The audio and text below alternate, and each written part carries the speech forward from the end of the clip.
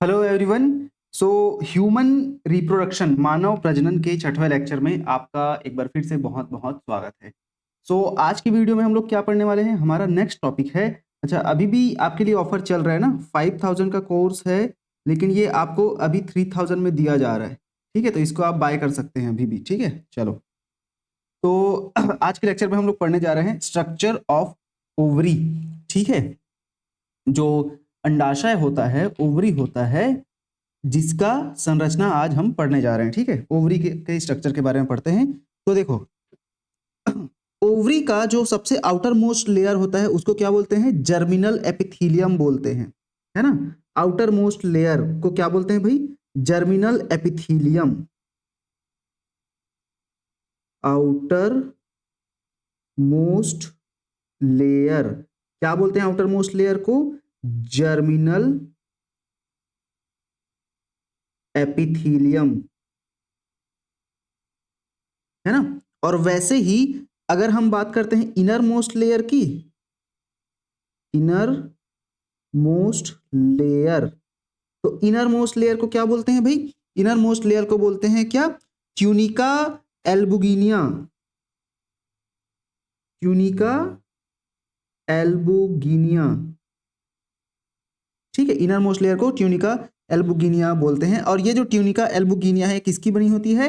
White fibrous connective tissue की बनी होती है। Made up of white fibrous connective tissue, है ना। व्हाइट फाइब्रस कनेक्टिव टिश्यू से बनी होती है। अब ओवरी का जो इनर पार्ट होता है ना, ओवरी के अंदर का जो पार्ट होता है, हम लोग अभी सभी को जितने भी टर्म्स पढ़ रहे हैं उन सभी को डायग्राम्स के थ्रू भी समझेंगे, बट यहां पर हम लोग पहले लिख लेते हैं चीजों को कि ओवरी का जो इनर पार्ट होता है उसे क्या कहा जाता है? स्ट्रोमा कहा जाता है। ओवरी का इनर पार्ट क्या कहलाता है? स्ट्रोमा कहलाता है। ठीक है, क्या कहते हैं भाई? ओवरी के इनर पार्ट को स्ट्रोमा बोलते हैं। ठीक है, नाउ ये जो स्ट्रोमा है वो दो पार्ट में डिफरेंशिएटेड रहता है। मतलब ये जो स्ट्रोमा है वो दो पार्ट में क्या रहता है भाई? डिवाइडेड रहता है। ऐसे कर लेते हैं, है ना। स्ट्रोमा दो पार्ट में डिवाइडेड है, ऐसे दो पार्ट, इसको लिखेंगे टू पार्ट्स। कौन कौन से दो पार्ट हैं? आउटर पेरीफेरल पार्ट जिसको हम लोग कॉर्टेक्स बोलते हैं, और इनर पार्ट जिसे हम लोग क्या बोलते हैं? मेड्यूला बोलते हैं। तो एक लिखेंगे क्या? कॉर्टेक्स,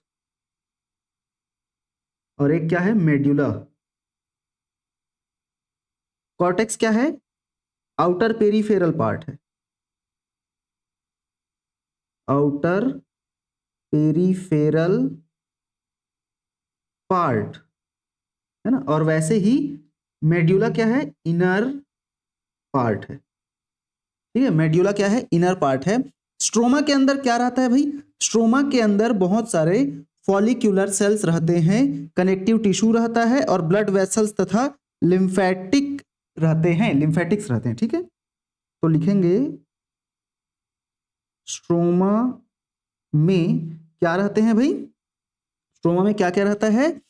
बहुत सारे फॉलिक्यूलर सेल्स रहते हैं, फॉलिक्यूलर सेल्स, और क्या रहता है? कनेक्टिव टिश्यू रहता है, कनेक्टिव टिश्यू, है ना। ब्लड वेसल्स भी रहते हैं, ब्लड वेसल्स, और क्या रहते हैं भाई? कुछ लिम्फेटिक्स भी रहते हैं, लिम्फोसाइट सेल्स भी रहते हैं, एंड लिम्फेटिक्स, है ना। तो कुछ लिम्फेटिक्स भी यहां पर रहते हैं। अब बहुत सारे ऊगोनिया यहां पर कॉर्टेक्स रीजन में पाया जाता है ना। कब? इंट्रा यूटेराइन लाइफ के समय, मतलब जब बेबी जो है यूट्रस के अंदर रहती है, मतलब अपने मदर के वुम्ब में रहती है, मदर के गर्भ में रहती है, उस समय उसके ओवरी में बहुत सारे ऊगोनिया प्रेजेंट रहते हैं इसी कॉर्टिकल रीजन में। कॉर्टिकल रीजन में मैनी या न्यूमेरस लिखेंगे, मैनी नहीं, न्यूमेरस, क्योंकि न्यूमेरस मतलब बहुत सारे होते हैं ना, न्यूमेरस ऊगोनिया पाए जाते हैं। फाउंड कब? इन इंट्रा यूटेराइन लाइफ, है ना, जब बच्ची या बच्ची जब अपने मदर के वूम में रहती है उस समय की बात की जा रही है। ठीक, अब यहाँ पर देखो डायग्राम, है ना, इस डायग्राम से क्या समझ आ रहा है भाई, पूरा ये ओवरी का स्ट्रक्चर है, ओवरी के अंदर का स्ट्रक्चर है। तो यहाँ पर ये जो खाली रीजन है ना, हम लोग इसको हाईलाइट करते हुए चलेंगे, ये जो पूरा बीच का खाली रीजन है, इसी खाली रीजन को क्या बोलते हैं? ओवेरियन स्ट्रोमा बोलते हैं। और यहाँ पर फिर ये है क्या? जर्मिनल एपिथेलियम, ये जो लेयर है पूरा ओवरी का, उसको बोलते हैं क्या? जर्मिनल एपिथेलियम बोलते हैं। यहाँ पर प्राइमरी फॉलिकल प्रेजेंट है, ये रहा प्राइमरी फॉलिकल। उसके बाद फिर इंटरस्टिशियल सेल मास, है ना, ये बीच में जो सेल्स हैं उनको इंटरस्टिशियल सेल मास बोल रहे हैं, है ना। उसके बाद फिर आता है हमारा एंट्रल फॉलिकल, तो ये रहा फॉलिकल जो आगे सेकेंडरी फॉलिकल बन गया और इसमें एंट्रम बन गया। ये बीच का जो खाली जगह दिखाई दे रहा है इसको एंट्रम बोलते हैं ना। ये सारी चीजों को आगे और डिटेल से पढ़ेंगे अभी। फिर ये पूरा मैच्योर फॉलिकल बन गया और इसके बीच में ये रहा एंट्रम, है ना, ये मैच्योर फॉलिकल। तो इस मैच्योर फॉलिकल के लेयर्स में क्या क्या चीजें प्रेजेंट रहती है देखते हैं। मैच्योर फॉलिकल के लेयर में देखो, सबसे बाहर थीका एक्सटर्ना, फिर बीच में थीका इंटर्ना, फिर ग्रेन्युलोसा सेल्स प्रेजेंट है यहाँ पर, ये रहा, और फिर फॉलिकुलर फ्लूइड भी प्रेजेंट है ना। तो इस तरीके से पूरा रहता है ना। प्राइमरी फॉलिकल, सेकेंडरी फॉलिकल, ऐसे सब बनता है, अभी देखेंगे हम लोग आगे। उसके बाद फिर नीचे कार्पस हीमोरेजियम, ये जब ये ग्राफियन फॉलिकल बन रहा है, उसके बाद ग्राफियन फॉलिकल जब रप्चर होता है तो कार्पस ल्यूटियम बनता है, ये है कार्पस हीमोरेजियम, आगे देखेंगे अभी, है ना। और ये है ओव्यूलेटेड oocyte, यही है oocyte। फिर यहाँ पर एट्रेटिक फॉलिकल, ये रहा एट्रेटिक फॉलिकल, इसको बोल रहे हैं। और यहाँ पर फिर यंग कार्पस ल्यूटियम, ये यंग कार्पस ल्यूटियम बन रहा है ना, तो यंग कार्पस ल्यूटियम। फिर ये मैच्योर कार्पस ल्यूटियम, और उसके बाद फिर रिग्रेसिंग कार्पस ल्यूटियम, ये रहा रिग्रेसिंग कार्पस ल्यूटियम। और फिर ये कार्पस एल्बिकन्स मतलब जब कार्पस ल्यूटियम डिग्रेड होते रहता है उसके बाद जो डिग्रेडेड पार्ट होता है कार्पस ल्यूटियम का, उसी को ही कार्पस एल्बिकन्स बोलते हैं। ठीक है, यहाँ पर बहुत सारे ब्लड वेसल्स प्रेजेंट है। चलो, तो इसको हम लोग आगे देखते जाते हैं क्या क्या चीजें हैं, सब चीज को अभी डिटेल से पढ़ेंगे, है ना। तो ओवेरियन या ग्राफियन फॉलिकल कैसे बनता है, ये ग्राफियन फॉलिकल, तो ये कैसे बनता है इसी की बात करते हैं, है ना। तो देखो, ओवा जो है ऊगोनिया से डेवलप होता है, और ये कहां पर रहता है भाई? ओवरी के कॉर्टेक्स में रहता है। ठीक है, ओवा develop from oogonia present in the cortex of the ovary, है ना। तो इसको लिखेंगे क्या? ओवा ऊगोनिया से डेवलप होता है, और कहां रहता है? ये कॉर्टेक्स में रहता है, ओवरी के कॉर्टेक्स में रहता है, ओवरी के कॉर्टेक्स में रहता है। कौन? ओवा, जिसे ओवम बोलते हैं। ठीक है, नाउ ऊगोनिया एक सेल्स के लेयर से सराउंडेड रहता है, जो कि क्या बनाता है? स्ट्रोमा बनाता है। किसके लिए? ऊगोनिया के लिए। ठीक है, ऊगोनिया जो है सराउंडेड रहता है दूसरे टाइप के सेल्स से। ऊगोनिया अदर सेल्स से सराउंडेड रहता है,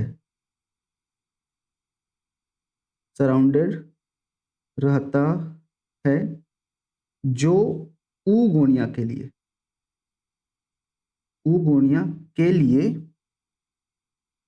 क्या बनाता है? कॉर्टेक्स बनाता है, ऊगोनिया के लिए कॉर्टेक्स बनाता है। ठीक है, नाउ स्ट्रोमा जो है, सॉरी कॉर्टेक्स नहीं,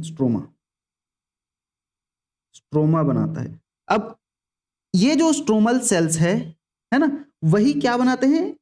ओवेरियन या ग्राफियन फॉलिकल बनाते हैं, जो कि ओवम को सराउंड करके रखते हैं और प्रोटेक्ट करके रखते हैं। यही स्ट्रोमल सेल्स क्या बनाते हैं?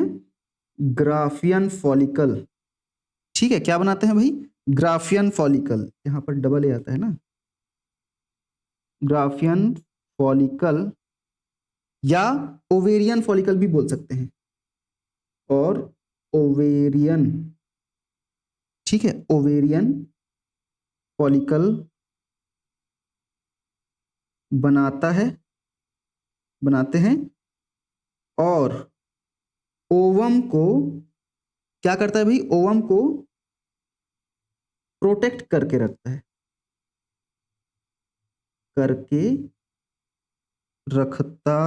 ओवम को प्रोटेक्ट करके रखता है कौन? Graafian follicle. ठीक है, और ये ग्राफियन फॉलिकल किससे बना? स्ट्रोमल सेल से। और स्ट्रोमल सेल्स क्या है? जो स्टार्टिंग में ओवम को सराउंड करके रखा था। ठीक है, नाउ आगे बात करते हैं। अब ग्राफियन फॉलिकल के फॉर्मेशन का जो स्टेज है ना, वो कुछ निम्न प्रकार से रहेगा। ठीक है, the stages of formation of graafian follicle are as follow, है ना। तो देखेंगे हम लोग आगे कि कैसे कैसे ग्राफियन फॉलिकल का फॉर्मेशन होता है। ठीक है, तो पहला स्टेज आएगा, चलो अगले पेज में लिखें कि यही लिख लें? हाँ ठीक है, यहाँ पर लिखते हैं ग्राफियन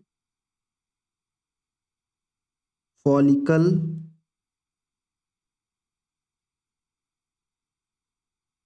के फॉर्मेशन के स्टेजेस। ठीक है, ग्राफियन फॉलिकल के फॉर्मेशन की स्टेजेस क्या क्या है? PTO। ठीक है, अगले पेज में चलते हैं, चलो अगले पेज में, है ना। तो यहां पर अब सबसे पहला आता है प्राइमोर्डियल फॉलिकल या डेवलपमेंट ऑफ प्राइमरी फॉलिकल। ठीक है, सबसे पहला, इसको हेडिंग को हम लोग ना ब्लैक में देते हैं। First, primordial follicle. ठीक है, फॉलिकल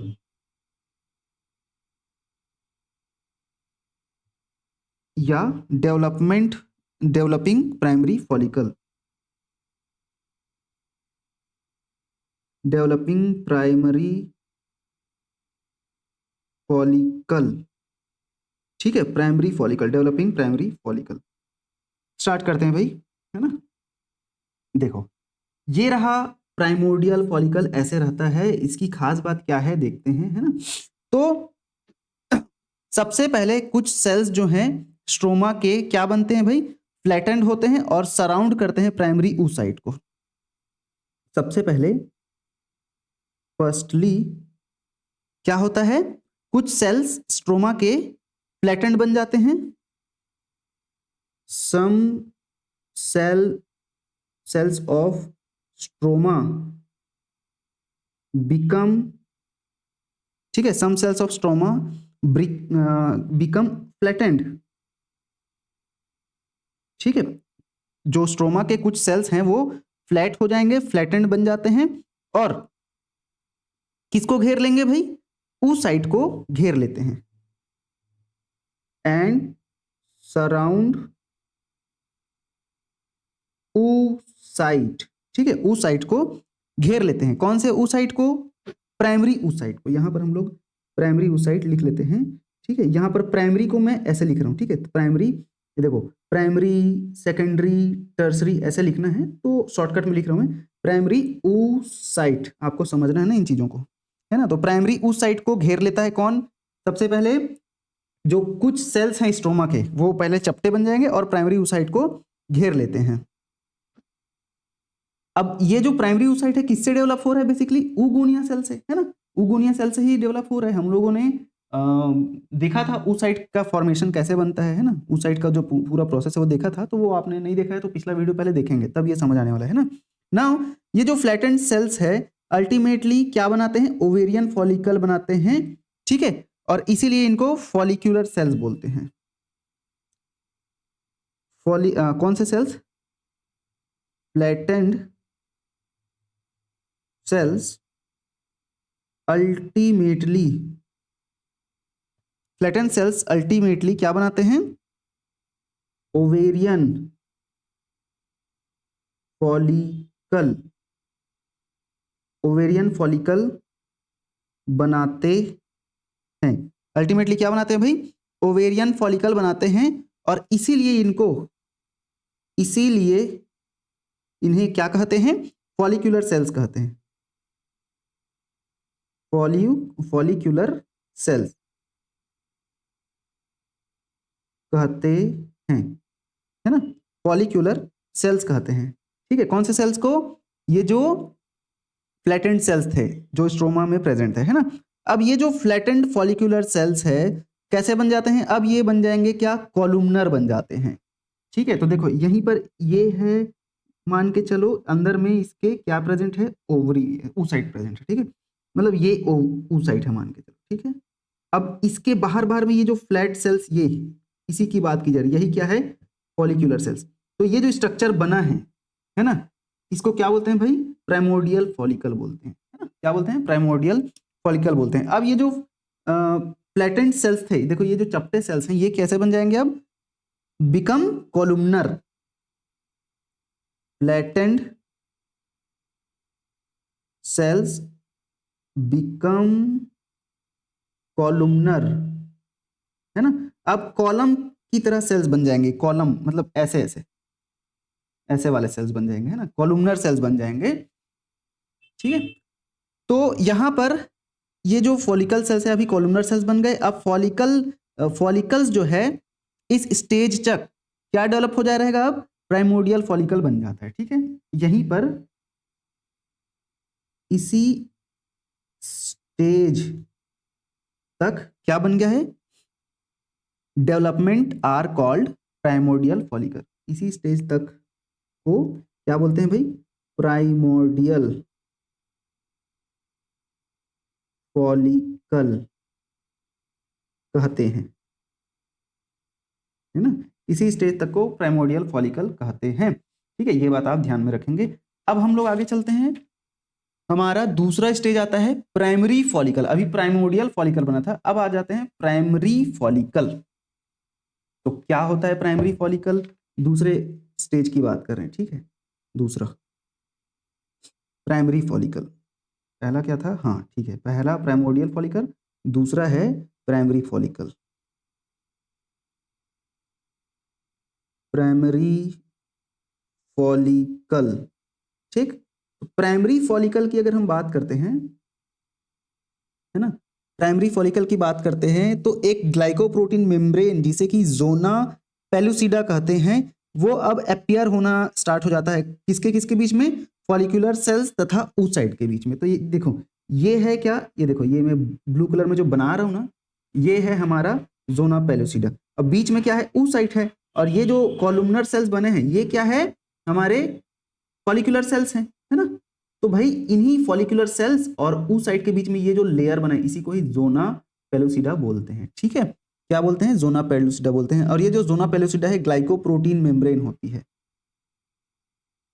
एक ग्लाइकोप्रोटीन मेम्ब्रेन, एक ग्लाइकोप्रोटीन मेम्ब्रेन जिसे जिसे जोना, जिसे नहीं लिखते, glycoprotein membrane zona pellucida, zona pellucida दिखना स्टार्ट हो जाता है। किसके किसके बीच में? Follicular cells, follicular cells and oocyte, oocyte के बीच में बन जाता है। ठीक है, बन जाता है। अब क्या बन गया भाई? ये जोना पेलुसिडा बन गया। ये रहा फॉलिकुलर सेल्स, है ना? और ये जो फॉलिकुलर सेल्स है वो अभी कॉलुमनर बन चुके हैं। और यहां पर बीमेंट मेम्ब्रेन भी प्रेजेंट रहता है। ये जो सबसे आउटर लेयर, बीमेंट मेम्ब्रेन इसको बोलते हैं, है ना? तो ये भी आप ध्यान में रखेंगे। उसके बाद फिर आगे हम लोग चलते हैं, अगला जो स्टेज आएगा ये। तो इस स्टेज में क्या होगा मैं बता देता हूं। ये है बेसिकली अर्ली प्राइमरी फॉलिकल। अब लेट प्राइमरी फॉलिकल, यहां पर क्या होता है? लेट प्राइमरी फॉलिकल में फॉलिकुलर सेल्स जो हैं ये जो फॉलिकुलर सेल्स रहेंगे वो प्रोलिफरेट होंगे और बहुत सारे लेयर्स बना लेते हैं सेल्स के। तो देखो यहाँ पर ये कॉलमनर सेल अभी प्रोलिफरेट होकर बहुत सारे लेयर्स बना लिए हैं, है ना। तो फॉलिक्यूलर सेल्स क्या होंगे, प्रोलिफरेट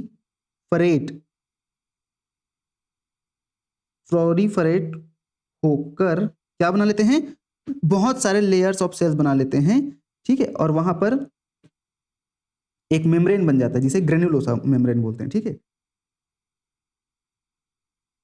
बहुत सारे लेयर सेल्स के लेयर बना लेते हैं, लेयर बना लेते हैं, ठीक है। बहुत सारे सेवरल लेयर्स ऑफ सेल्स बना लेते हैं और यही फिर आगे जाकर ग्रेन्युलोसा नाम का मेम्ब्रेन बन जाता है, ग्रेन्युलोसा मेम्ब्रेन फॉर्म्ड, ठीक है। अभी ग्रेन्युलोसा मेम्ब्रेन बन जाता है। उसके बाद ये जो सेल्स हैं, इन सेल्स को आप क्या बोलेंगे, ग्रेन्युलोसा सेल्स बोलेंगे। इन सेल्स को अब फॉलिकुलर सेल्स नहीं बोलेंगे, अब क्या बोलेंगे, ग्रेन्युलोसा सेल्स बोलते हैं। ग्रेन्युलोसा सेल्स कहते हैं, क्या सेल्स बोलते हैं, ग्रेन्युलोसा सेल्स कहते हैं, ठीक है। तो ये रहा। अच्छा, इसको हम लोग ना हाईलाइट करते हुए चलेंगे ना, क्योंकि आपको समझ भी आना चाहिए, इंपॉर्टेंट है चीज़ें, ठीक है। देखो ये रहा। वैसे ही यहाँ पर भी ये रहा, है ना। इधर कुछ है क्या, हाँ ठीक है। चलो आगे बढ़ जाते हैं, है ना। तो ये रहा हमारा क्या, ग्रेन्युलोसा सेल्स, बहुत सारे ग्रेन्युलोसा सेल्स बने। जोना पेलुसिडा देखो यहीं पर अभी भी है ना। ये देखो, ये जोना पेलुसिडा अभी भी वहीं पर है, ठीक है। जोना पेलुसिडा उस साइड बीच में है, अभी भी है। Follicular cells form membrane granulosa, देखो फॉलिकुलर सेल्स जो है पूरा मेम्ब्रेन ग्रेनुलोसा बना लिया, ठीक है। और अब उन सेल्स को ग्रेनुलोसा सेल्स बोलते हैं, अब फॉलिकुलर सेल्स नहीं बोलेंगे, है ना। तो ये कंडीशन रहा। अब हम लोग बढ़ जाते हैं, तीसरा कंडीशन आता है, ठीक है। तीसरे स्टेज में क्या होता है भाई, सेकेंडरी फॉलिकल का निर्माण होता है। तीसरा स्टेज, तीसरा किसका निर्माण हो रहा है, सेकेंडरी फॉलिकल, ठीक है। सेकेंडरी फॉलिकल बनेगा अब। चलो, सेकेंडरी फॉलिकल में क्या होता है, जब ये जो फॉलिकल्स हैं एक्सपांड होंगे तो स्ट्रोमा सेल जो है मेम्ब्रेन ग्रेनुलोसा को सराउंड करते रहता है, वो अब कंडेंस होके क्या बना लेता है, अब एक कवरिंग बना लेता है जिसे कि थीका इंटरना बोलते हैं, ठीक है। तो यहां पर क्या लिखेंगे, फॉलिकुलर सेल्स या फॉलिकल सेल्स एक्सपांड, ठीक है। फॉलिकल सेल्स क्या हुए, अभी एक्सपांड हुए, और इसके एक्सपांड होने से स्ट्रोमा सेल जो है, स्ट्रोमा सेल जो कि मेम्ब्रेन ग्रेनुलोसा को सराउंड करके रखा है, वो अभी कंडेंस हो जाता है। Stroma cells condensed, stroma cell अब कंडेंस हो गया और क्या बन जाता है, कवरिंग बना लेता है जिसको फॉर्म अ कवरिंग, और इस कवरिंग को क्या बोलते हैं भाई, थीका इंटरना, क्या बोलते हैं, थीका इंटरना, थीका इंटरना बोलते हैं भाई, ठीक है। चलो आगे बढ़ जाते हैं। नाउ ये जो थीका इंटरना का सेल्स होता है ना, जिसे हम लोग थीकल सेल्स भी बोलते हैं, आगे वो एक हार्मोन सिक्रीट करता है जिसे कि ईस्ट्रोजन बोलते हैं। तो याद रखेंगे, हार्मोन सिक्रीट करता है, कौन सा hormone, estrogen, estrogen hormone, estrogen hormone secrete करता है कौन, थीका इंटरना, याद रखेंगे theca interna estrogen hormone secrete करता है, ठीक है। ईस्ट्रोजन, अभी ग्राफियन फॉलिकल की बात हो रही है ना, ये पूरा ग्राफियन फॉलिकल बन रहा है भाई, तो याद रखेंगे ग्राफियन फॉलिकल से ही ईस्ट्रोजन सिक्रीट होता है ना। चलो अब चौथा स्टेज आ जाता है, टर्सरी फॉलिकल बनेगा। अब फोर्थ स्टेज टर्शरी फॉलिकल, ठीक है, टर्सरी फॉलिकल बनेगा। तो इस टर्सरी फॉलिकल की खास बात क्या होगी, देखते हैं। यहां पर अब एक कैविटी मेम्ब्रेन ग्रेनुलोसा के बीच में दिखने लग जाता है, जिसे हम लोग एंट्रम बोलते हैं। क्या दिखने लग जाता है, एक कैविटी मेम्ब्रेन ग्रेन्युलोसा में एक कैविटी दिखने लग जाता है, एक कैविटी दिखने लग जाता है, जिसे क्या बोलते हैं भाई, जिसे एंट्रम कहते हैं। क्या बोलते हैं, जिसे एंट्रम कहते हैं। और इस एंट्रम में क्या रहता है, बेसिकली लिक्वर फॉलिकल रहता है, ठीक है, मतलब एक लिक्विड है बेसिकली इस जिसमें जिसमें लिक्वर क्या रहता है, लिक्वर LIQUOR फॉलिकल रहता है, ठीक है। क्या रहता है भाई, लिक्वर फॉलिकल रहता है। अब यहां पर इस कैविटी के अपीयरेंस के बाद फॉलिकल जो है वो अब क्या बना लेता है भाई, मतलब यहां पर ये जो कैविटी क्या हुई, मतलब ये जो ये देखो ये कैविटी दिखी है ना, तो यही फॉलिकुलर कैविटी है जिसे एंट्रम बोल रहे हैं। इस एंट्रम के बनने के बाद ही क्या बन जाता है, फॉलिकल बन जाता है, या जिसे हम लोग फॉलिकल मींस स्मॉल सैक। तो यहां पर देखो यही इसी की बात की जा रही है, स्मॉल सैक, स्मॉल सैक बन गया, ठीक है। अब आगे हम बात करते हैं, थीका लेयर जो है ऑर्गेनाइज्ड होता है क्लियरली किसमें, इंटर थीका जिसे इंटरनल बोलते हैं, और आउटर थीका जिसे थीका एक्सटर्न बोलते हैं, ठीक है। तो अब यहां पर थीका लेयर क्या होता है, organise to form theca interna and theca externa, है ना। थीका लेयर अब क्या बनाएगा, थीका इंटरना बनाता है और थीका एक्सटर्ना बनाता है। Theca interna and theca externa बनाएगा कौन, हमारा जो थीका लेयर है वो, ठीक है। थीका इंटरना अंदर की तरफ रहेगा और थीका एक्सटर्ना बाहर की तरफ रहता है, आउटर थीका एक्सटर्ना जिसको बोलते हैं, है ना। समझ आया। चलो अब हम फिफ्थ की बात करते हैं। यहाँ पर अगला डायग्राम, हाँ ठीक है जगह आ गई। फिफ्थ मैच्योर टर्शरी फॉलिकल, या जिसे ग्राफियन फॉलिकल बोलते हैं। अब 5वें नंबर में ग्राफियन फॉलिकल बन जाएगा कंप्लीट, ठीक है। Fifth mature tertiary follicle, mature tertiary follicle, ठीक है। अब मैच्योर टर्शरी फॉलिकल बन रहा है जिसे हम लोग ग्राफियन फॉलिकल बोलने वाले हैं, ग्राफियन फॉलिकल, ठीक है, ग्राफियन फॉलिकल बोल देते हैं।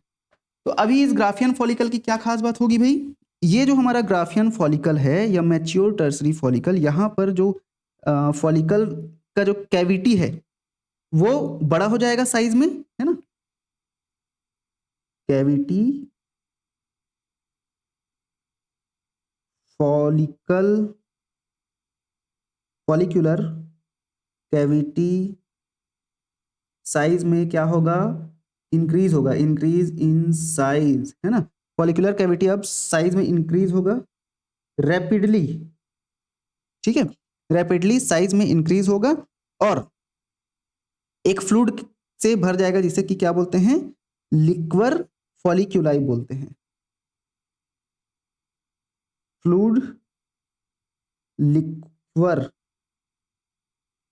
फॉलिक्यूलाई से भर जाता है, ठीक है, लिक्वर फॉलिक्यूलाई से भर जाता है, ठीक है। नाउ अब क्या होगा, साइज में इंक्रीज होने की वजह से इस कैविटी की जो वॉल है ना, इस कैविटी की जो वॉल है वो अब रिलेटिवली पतली हो जाएगी। कैविटी की वॉल पतली या थिन हो जाती है, क्योंकि साइज इंक्रीज हो रहा है भाई कैविटी की, तो वॉल तो पतली होगी ही ना। ठीक है, और ये जो वॉल है किसकी बनी होती है, याद रखेंगे ना, ग्रेनुलोसा सेल से बनी होती है वॉल। ठीक है, अब यहां पर ऊ साइड जो है बेसिकली क्या हो जाएगा भाई, ऊ side now lies eccentrically in the follicle. ऊ साइड जो है अब एक साइड में आ जाता है। ऊ साइड एक कोने में, ऊ side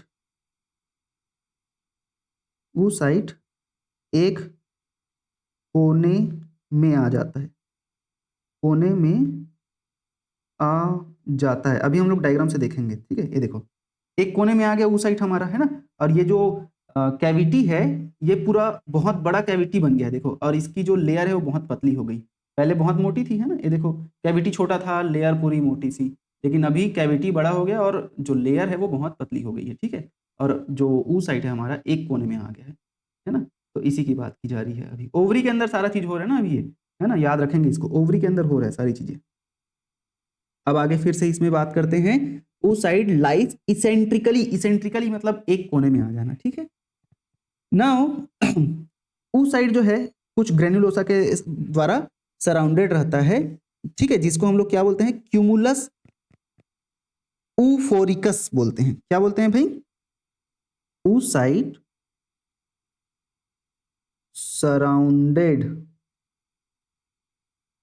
by some oocyte surrounded by some granulosa cells, granulosa cells जिसे हम लोग क्या बोलते हैं, called as cumulus ophoricus, called as cumulus opho cumulus ओफोरिकस। ठीक है, क्यूमुलस ओफोरिकस बोलते हैं। क्या बोलते हैं भाई, क्यूमुलस ओफोरिकस। ठीक है, क्यूमुलस ओफोरिकस बोलते हैं। नाउ ऐसे सेल्स जो कि फॉलिकल के वॉल से अटैच रहते हैं उन्हें हम लोग डिस्कस प्रोलिगरस बोलते हैं। ठीक है, या जिसे जर्म हिल भी बोलते हैं। तो यहाँ पर देखो डायग्राम में आपको दिखेगा, ये रहा, ये जो सेल्स हैं जो कि फॉलिकल की वॉल से अटैच्ड हैं, इनको क्या बोल रहे हैं, डिस्कस प्रोलिगरस। ठीक है, और यहाँ पर क्यूमुलस ओफोरिकस, ये रहा, ये सेल्स क्यूमुलस ओफोरिकस जो कि oocyte को सराउंड करके रखा है ना। तो क्या लिखेंगे भाई, यहाँ पर क्या लिखेंगे हम लोग, कौन से सेल्स, है ना, cells that attached to the wall of the follicle.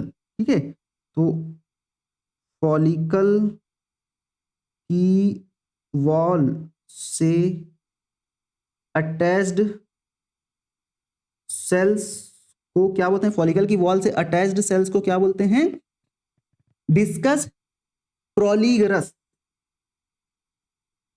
Discuss प्रोलिगरस, discuss प्रोलिगरस या जर्म हिल बोलते हैं, और जर्म हिल कहते हैं। ठीक है, जर्म हिल कहते हैं। चलो भाई, ये भी हुआ। अब बढ़ते हैं हम लोग आगे। ठीक है, ये रहा डायग्राम, इसको बहुत ध्यान से याद रखेंगे। ठीक है, अब ओवेरियन फॉलिकल जो है अभी अब फुल्ली फॉर्म हो चुका है, और इसे हम लोग अब क्या बोलेंगे, ग्राफियन फॉलिकल बोलेंगे।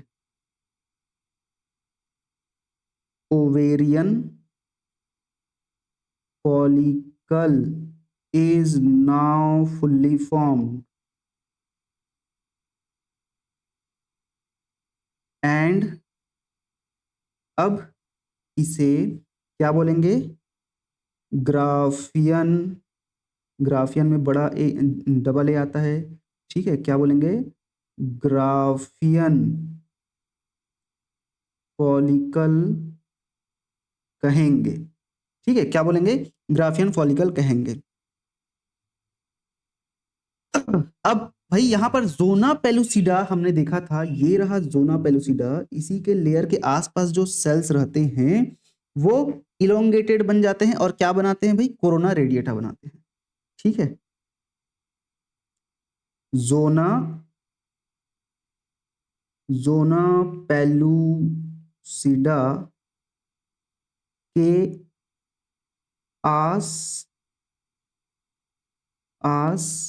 पास की सेल्स क्या हो गए? इलोंगेटेड होके, आसपास की सेल्स जो है इलोंगेटेड होकर क्या बनाती है भाई? आसपास की सेल जो है इलोंगेटेड होकर कोरोना रेडिएटा बनाती है। कोरोना रेडिएटा बनाती है। क्या बनाती है? कोरोना रेडिएटा बनाती है। ठीक है, कौन सी सेल्स? ये जो यहाँ पर जो हम लोग देखे हैं जोना पेलुसिडा, इसके आसपास की जो सेल्स है वो है ना। कोरोना रेडिएटा किसका पार्ट होता है? और ओवम का पार्ट होता है। ठीक है, आप ध्यान रखेंगे इस बात को। Corona radiata is the part of ovum. अब यहाँ पर after 13 days of menstrual cycle के 13वें दिन बाद 14th डे में, अगर साइकिल आइडियली 28 दिन का है तो 14वें दिन में ग्राफियन फॉलिकल रप्चर होता है और एग जो है रिलीज होता है। ठीक है, तो अगर मेंस्ट्रुअल साइकिल है ना, अगर मेंस्ट्रुअल साइकिल, इसको अगले पेज में नहीं, चलो यहीं लिख लेते हैं, है ना। अगर मेंस्ट्रुअल साइकिल 28 डेज आइडियली का है तो 14th डे में क्या होगा? ग्राफियन फॉलिकल रप्चर होता है। क्या होता है भाई? ग्राफियन फॉलिकल क्या होगा? रप्चर होता है। रप्चर होता है और ओव्यूलेशन का प्रोसेस हो पाता है। मतलब एग जो है रिलीज होता है। एग रिलीज, एग जो है रिलीज होता है, जिसे क्या बोलते हैं? कॉल्ड ओव्यूलेशन, है ना। तो 13वें दिन में ही तो ओव्यूलेशन होता है, याद रखेंगे आप, है ना। चलो अब हम बात करते हैं फॉर्मेशन ऑफ कार्पस ल्यूटियम। ठीक है, कार्पस ल्यूटियम के फॉर्मेशन की हम बात कर लेते हैं। यहां पर क्या है कार्पस ल्यूटियम? देखो, फॉर्मेशन ऑफ कार्पस ल्यूटियम, अगला प्रोसेस आ गया ना। यहाँ पर वो 5 प्रोसेस जो था ग्राफियन फॉलिकल बनने तक, वो खत्म हो गया। अब यहाँ पर कार्पस ल्यूटियम बनेगा। फॉर्मेशन ऑफ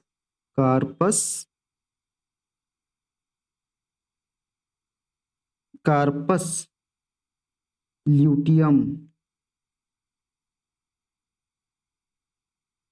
ल्यूटियम ना, LUTEUM, corpus luteum, formation of corpus luteum की बात हो रही है। तो देखो भाई, पहले ग्राफियन फॉलिकल बनता है, उसके बाद ही जब ओव्यूलेशन होता है तब जाकर कार्पस ल्यूटियम बनता है। ठीक है, मतलब ओव्यूल लिखना, मतलब ओव्यूल नहीं, एग निकल गया, उसके बाद वो जो ग्राफियन फॉलिकल है वो रप्चर होकर तब कार्पस ल्यूटियम बनाता है। ठीक है, तो ओव्यूलेशन के पहले जो फॉलिकल का जो इनर साइड रहता है वो एवेस्कुलराइज्ड रहता है।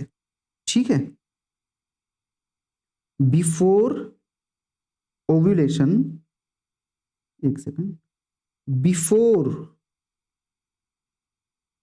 ओव्यूलेशन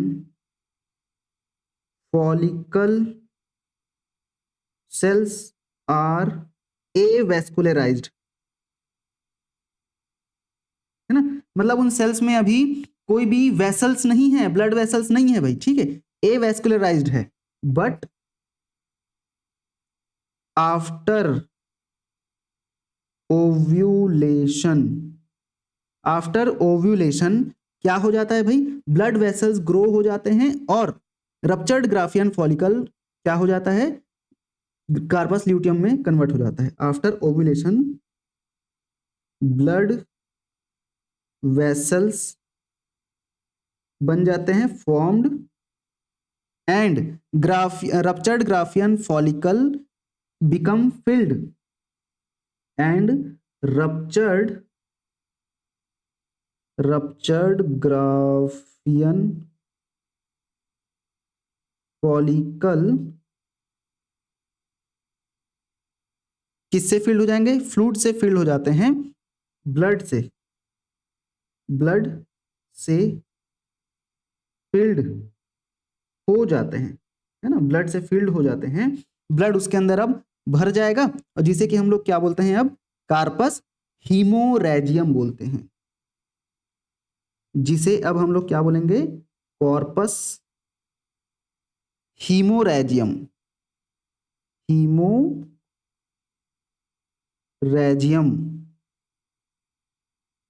है ना, कार्पस हीमोरेजियम कहते हैं, क्या बोलते हैं? कार्पस हीमोरेजियम कहते हैं, और या तो इसे ब्लड फिल्ड कार्पस ल्यूटियम भी बोलते हैं, also called blood filled corpus luteum, ठीक है, also called blood filled corpus luteum भी कहते हैं। अब यहां पर जो ग्रेनुलोसा सेल्स थे, मतलब ग्राफियन फॉलिकल के जो रप्चर्ड ग्रेनुलोसा सेल्स हैं या रप्चर्ड ग्राफियन फॉलिकल के जो ग्रेनुलोसा सेल्स हैं, है ना, वो प्रोलिफरेट होंगे और क्या बना लेते हैं? येलो कलर के हो जाते हैं। क्यों? क्योंकि वहां पर एक पिगमेंट एक्यूमुलेट होता है जिसे कि क्या बोलते हैं? ल्यूटीन बोलते हैं, है ना।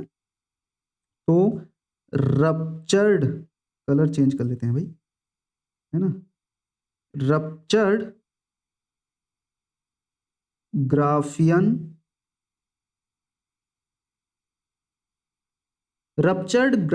फॉलिकल के ग्रेनुलोसा सेल्स,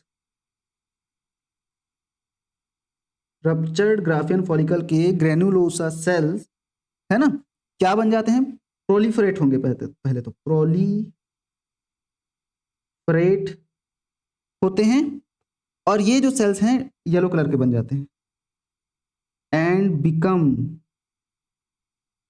येलो, ठीक है, एंड बिकम येलो किसकी वजह से? ड्यू टू पिगमेंट, एक पिगमेंट है जिसे क्या बोलते हैं भाई? एक पिगमेंट जिसका नाम क्या है?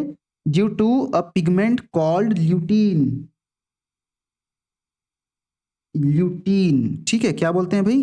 ल्यूटीन,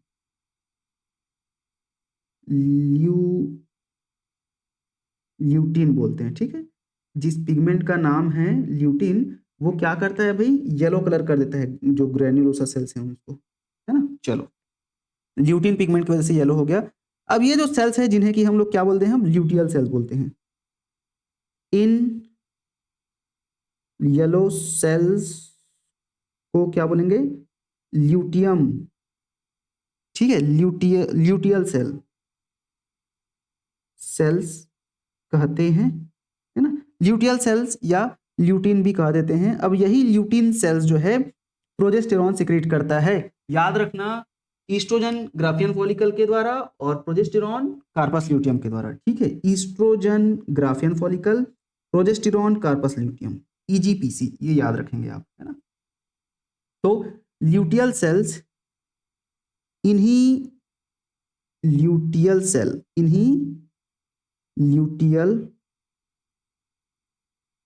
सेल्स से प्रोजेस्टेरॉन सिक्रीट होता है,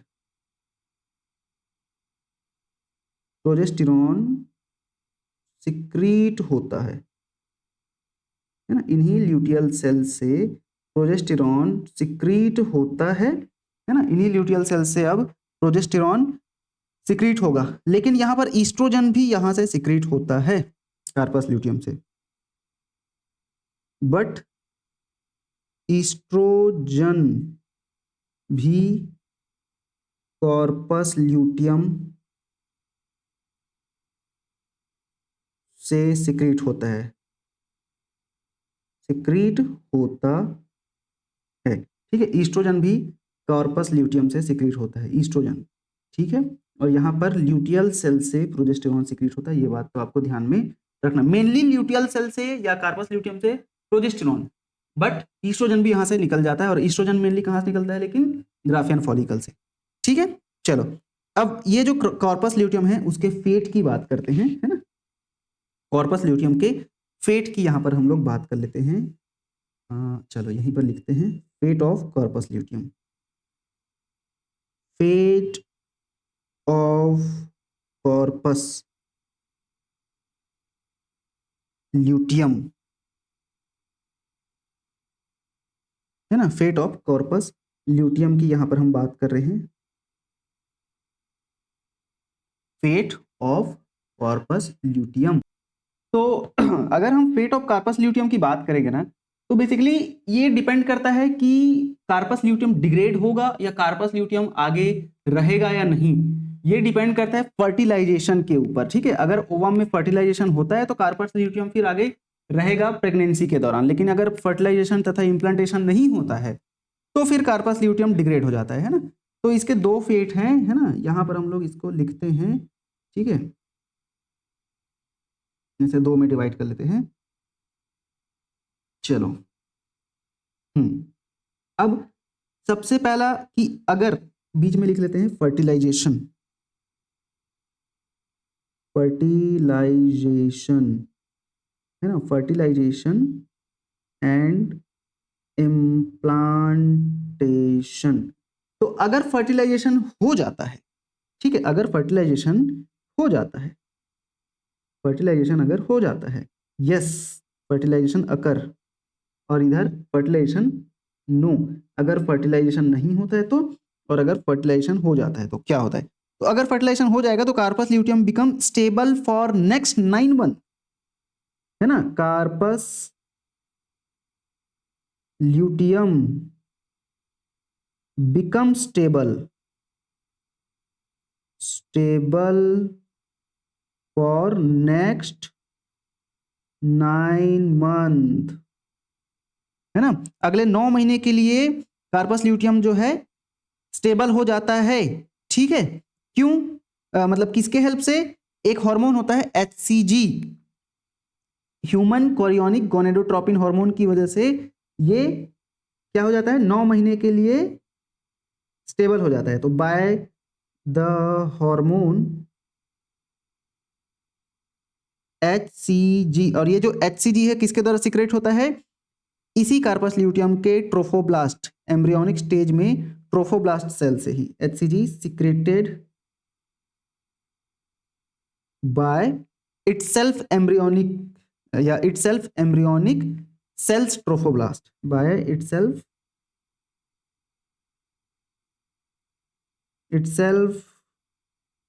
embryonic ट्रोफोब्लास्ट। ठीक है, एम्ब्रियोनिक ट्रोफोब्लास्ट के द्वारा ये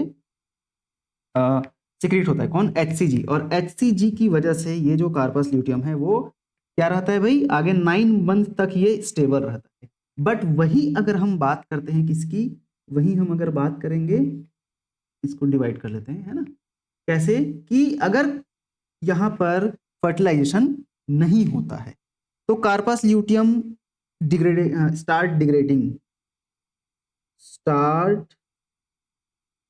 डिग्रेडेशन या स्टार्ट डिग्रेडिंग या डीजनरेटिंग लिख देते हैं, है ना। डीजनरेशन स्टार्ट हो जाता है कब, मतलब after about 9 days of its formation, मतलब ये जब बनता है उसके 9 दिन बाद। ठीक है, start degrading after 9 days of its formation, है ना। कार्पस ल्यूटियम के बनने के 9 दिन बाद ये डिग्रेडेशन या डिजनरेशन स्टार्ट हो जाता है इसका। कब, मतलब वही 14 तारीख, मतलब 14 तारीख नहीं, 14वें दिन में ओव्यूलेशन हुआ और 14वें दिन के बाद से ही कार्पस ल्यूटियम बनता है। तो 14वें दिन से 9 दिन काउंट कर लेते हैं, तो that is 23rd day of menstrual cycle. ठीक है, 23rd day of menstrual cycle. और ये जो डीजनरेटेड कार्पस ल्यूटियम है जिसे कि हम लोग कार्पस एल्बिकन्स बोलते हैं, degenerated carpus luteum is called carpus albicans। मैंने बताया था स्टार्टिंग में, ठीक है, albicans, है ना, कार्पस एल्बिकन्स कहते हैं, ठीक है भाई, कार्पस एल्बिकन्स। चलो आगे बढ़ जाते हैं, है ना। तो थोड़ी सी चीजें और बची है यहाँ पर जिनके बारे में हम लोग बात करते हैं। प्रोजेस्टेरॉन हार्मोन जो है प्रेगनेंसी को मेंटेन करता है और यूट्रस की वॉल को क्या करता है, रिपेयर करते रहता है हर महीने एडहेशन के लिए, ठीक है, किसके एडहेशन के लिए, हमारा जो जाइगोट बन के आएगा, एम्ब्रियो रहेगा उसके लिए, ठीक है। तो लिखते जाते हैं फटाफट। प्रोजेस्टेरॉन, सॉरी, है ना, प्रोजेस्टेरॉन की बात हो रही है यहाँ पर। प्रोजेस्टेरॉन क्या करता है, प्रोजेस्टेरॉन, प्रोजेस्टेरॉन बेसिकली प्रेगनेंसी को मेंटेन करता है, मेंटेन प्रेगनेंसी, प्रेगनेंसी को मेंटेन करता है एंड क्या करता है, रिपेयर भी करता है, also repairs wall of uterus, repairs wall of uterus, है ना, यूट्रस की वॉल को रिपेयर करता है, क्यों, to make its surface adhesive to help in implantation, ताकि यूट्रस की वॉल को रिपेयर करता है ताकि इम्प्लांटेशन हो पाए, है ना, इम्प्लांटेशन हो पाए, किसका, एम्ब्रियो का, एम्ब्रियो का ही तो इम्प्लांटेशन होता है ना। नाउ ईस्ट्रोजन तथा प्रोजेस्टेरॉन के एक्शन से यहाँ पर एंडोमेट्रियम, यूट्रस की जो एंडोमेट्रियम है वो प्रिपेयर होती है फॉर इम्प्लांटेशन, ठीक है। Estrogen and progesterone, estrogen and progesterone के एक्शन की वजह से, के एक्शन से किसकी एंडोमेट्रियम, यूट्रस की एंडोमेट्रियम, यूट्रस की एंडोमेट्रियम, यूट्रस की जो एंडोमेट्रियम है वो क्या हो पाती है भाई, प्रिपेयर हो पाती है, किसके लिए, इम्प्लांटेशन के लिए, इम्प्लांटेशन के लिए प्रिपेयर हो पाती है, इम्प्लांटेशन के लिए प्रिपेयर हो पाती है, ठीक है। छठवें फर्टिलाइजेशन के छठवें सातवें दिन में एम्ब्रियो जो है इम्प्लांट हो जाता है एंडोमेट्रियम में, एम्ब्रियो फर्टिलाइजेशन के 6th to 7th डे में क्या हो जाता है, इम्प्लांट हो जाता है, 6 to 7 डे में एंडोमेट्रियम से या एंडोमेट्रियम में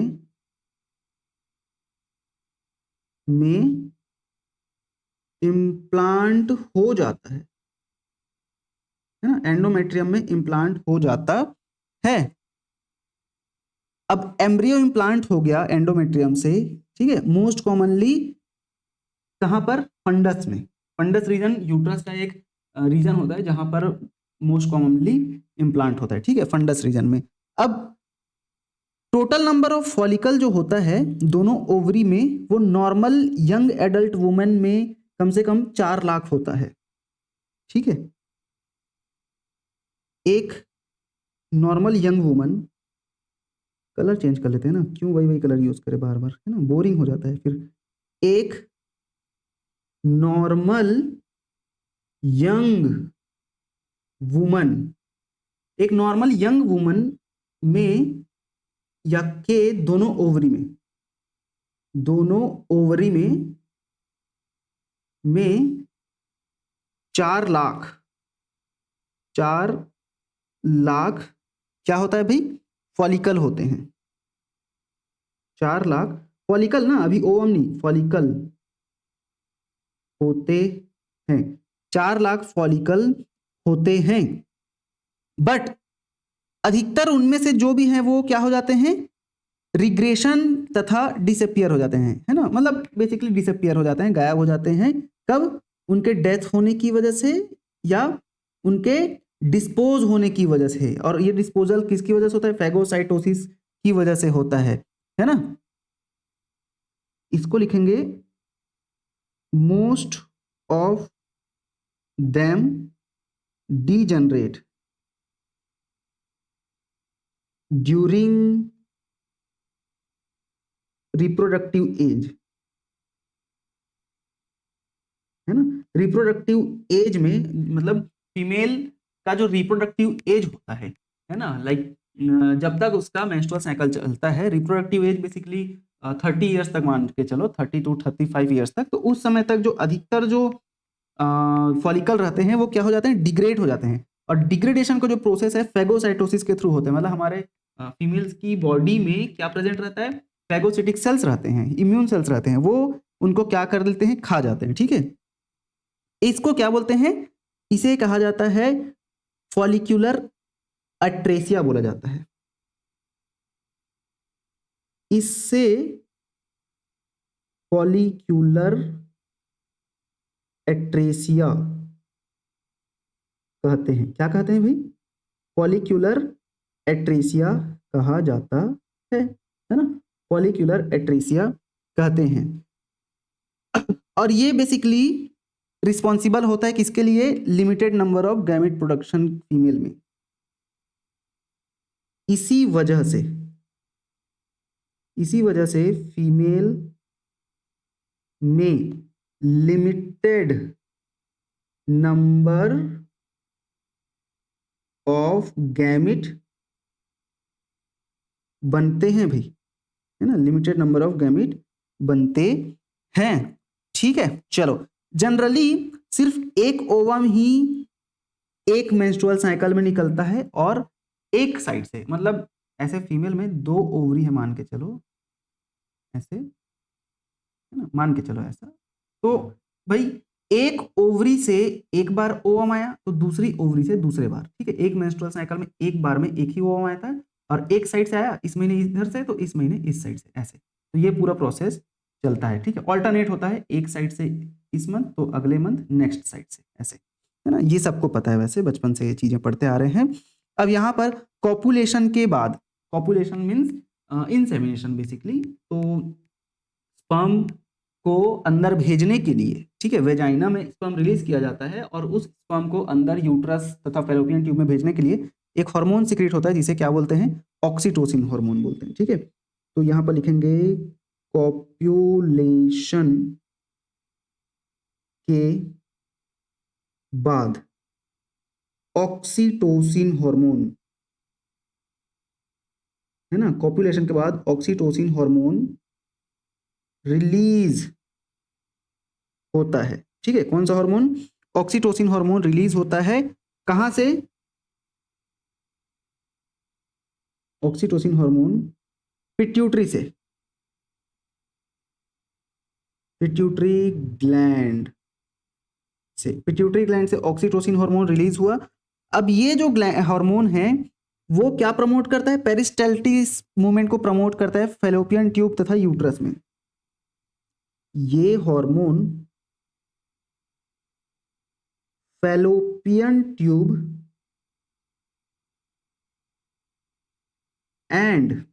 ट्यूब एंड यूट्रस में पेरिस्टल्टिक मूवमेंट, जैसे कि ईसोफेगस में जब हम खाना खाते हैं तो ईसोफेगस में होता है ना पेरिस्टल्टिक मूवमेंट, मतलब बेसिकली ट्यूब में वाइब्रेशन की तरह है। तो पेरिस्टल्टिक मूवमेंट,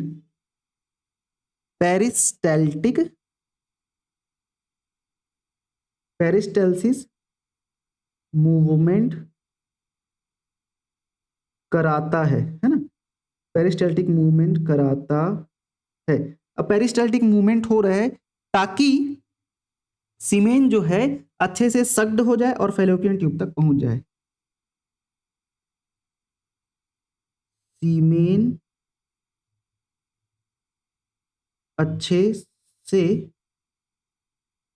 सक्ड होके है ना, होके कहाँ तक पहुंचेगा, फैलोपियन ट्यूब तक पहुंचता है ना, अच्छे से सक्ड होके फैलोपियन ट्यूब तक पहुंचता है। तो ये पूरा आप याद रखेंगे। ऑक्सीटोसिन जो है बेसिकली वाइब्रेशन करवा रहा है उधर, ठीक है, और वाइब्रेशन की वजह से ही जो स्पर्म है वो वेजाइना को क्रॉस करेगा, फिर सर्विक्स को क्रॉस करके यूट्रस में जाएगा, यूट्रस से फिर फैलोपियन ट्यूब में पहुंचता है, ठीक है। तो ये सक करने का प्रोसेस है बेसिकली। तो यहाँ पर हमारा जो फीमेल का ओवरी है वो पूरा कंप्लीट होता है। अब नेक्स्ट वीडियो में हम लोग क्या पढ़ेंगे भाई, नेक्स्ट वीडियो में हम लोग पढ़ लेंगे मेंस्ट्रुअल साइकिल को, ठीक है। मेंस्ट्रुअल साइकिल बहुत ही इंपॉर्टेंट है ना, और ये यहाँ से क्वेश्चंस हर बार आने ही आने हैं, चाहे हर एग्जाम में हो, कोई भी एग्जाम हो, मेंस्ट्रुअल साइकिल बहुत इंपॉर्टेंट हो जाता है। और उसके बाद फिर अलग अलग टाइप्स के एग होते हैं, एग को पढ़ेंगे, फिर फर्टिलाइजेशन का प्रोसेस पढ़ लेंगे, फिर फर्टिलाइजेशन के बाद क्लीवेज, डेवलपमेंट, और ये सारी चीज़ें पढ़ के हम लोग, है ना। वैसे अभी 50% ही सिलेबस, मतलब इस चैप्टर का 50% ही वीडियो बनाए अभी, है ना। लगभग 11-12 लेक्चर्स बनेंगे इस चैप्टर में, ठीक है। काफ़ी बड़ा चैप्टर है और इंपॉर्टेंट चैप्टर है, इससे क्वेश्चंस आने ही आने हैं ना। तो इसीलिए आराम से पढ़ रहे हैं, कोई दिक्कत नहीं है। मैं उम्मीद करूंगा आप सभी क्या करेंगे, अच्छे से क्वेश्चन प्रैक्टिस वगैरह करेंगे, ठीक है, और इन कॉन्सेप्ट को बार बार रिवाइज करेंगे, प्रॉपर अच्छे से नोट्स बनाएंगे, तभी जाके आपको ये सारे कॉन्सेप्ट याद होंगे, ठीक है। अदरवाइज फिर रिविजन नहीं करोगे ना तो सारा चीज़ भूल जाता है, इसलिए आप अच्छे से रिवाइज करते रहें। और अगर आपने अभी भी कोर्स परचेस नहीं किया है तो आप कोर्स परचेस कर सकते हैं। कोर्स के लिए आपको अभी ऑफर चल रहा है, आपके लिए 5000 का कोर्स है, लेकिन अगर आप अभी परचेस करते हैं अगले 1 हफ्ते के अंतर्गत 3000 में ये कोर्स आपको दे दिया जाएगा भाई, ठीक है। चलो, और इसका कोर्स को परचेस करने का जो लिंक है डिस्क्रिप्शन में दिया हुआ है, वहां से आप ले सकते हैं। ये डिटेल कोर्स आपको मिलेगा, इसमें सारे जो ये हैंड रिटन नोट्स है ना, वो पूरा सब चीज़ मिलेगा आपको, ठीक है, और 1 साल की वैलिडिटी के साथ ये आपको मिलने वाला है, ठीक है। तो चलो भाई, मिलते हैं नेक्स्ट वीडियो में, तब तक के लिए बहुत बहुत धन्यवाद।